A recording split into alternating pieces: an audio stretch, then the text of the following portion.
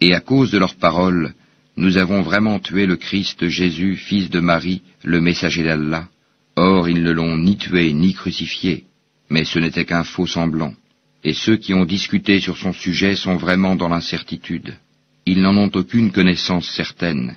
Ils ne font que suivre des conjectures, et ils ne l'ont certainement pas tué.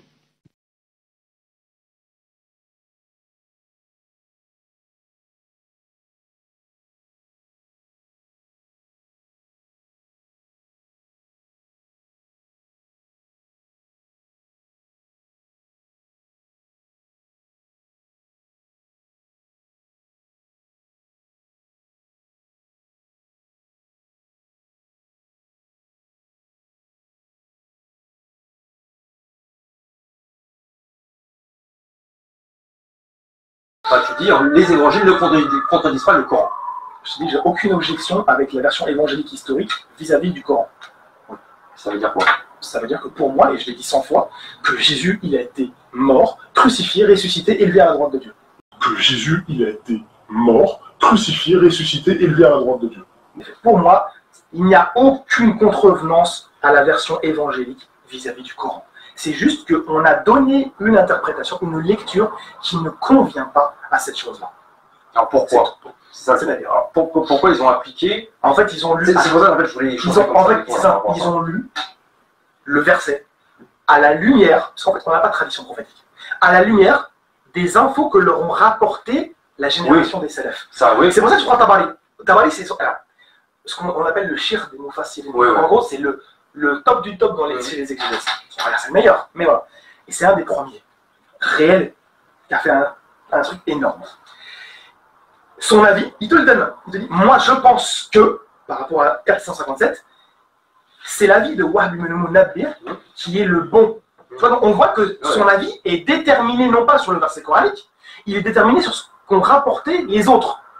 Et qui te dit que 17 personnes étaient là, elles ont toutes pris la ressemblance de Jésus. On avait 17 apôtres. On sait pas. Non, mais attends, il faut les trouver les 17. Ils sont d'où le chiffre 17, bien évidemment. Voilà. On sait qu'il n'y a eu que 12 apôtres, d'accord, c'est en relation avec les 12 tribus d'Israël. Donc, il a donné son avis à cause de ça. Il a fait un choix dans la tradition. Mais cette tradition-là, elle est basée sur quoi? Tu analyses toutes les chaînes de transmission, il n'y a rien qui est bon. Donc, en fait, au final, il n'y a rien.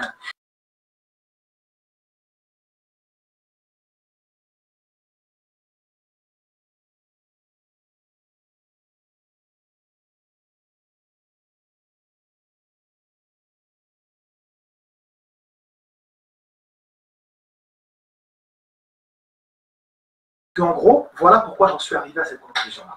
C'est pas un truc qui a été fait n'importe comment, tu vois. J'ai pris le contre-discours, j'ai analysé les sources historiques, j'ai regardé les sources chrétiennes.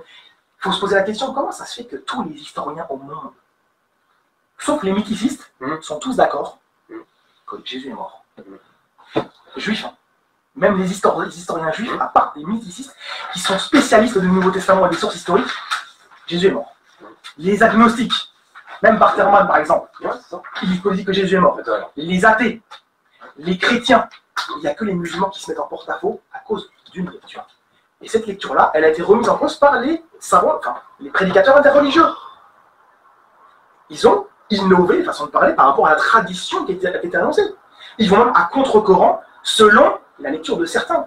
Non, c'est juste qu'ils ont apporté des éléments, bon ou pas, après on les revérifie. C'est comme avec moi. Moi, je vais apporter des éléments, vous les revérifiez si ça passe ou pas. Pourtant, j'ai eu quelques doutes à un moment. J'ai eu quelques doutes l'année dernière, à cause de l'aspect textuel du Nouveau Testament. Mais je me suis dit, non, c'est trop solide en fait. L'aspect textuel? Ouais, bah oui. Après, j'ai vu que c'était trop solide. J'ai vu que le dossier est trop solide en fait. Comment je fais?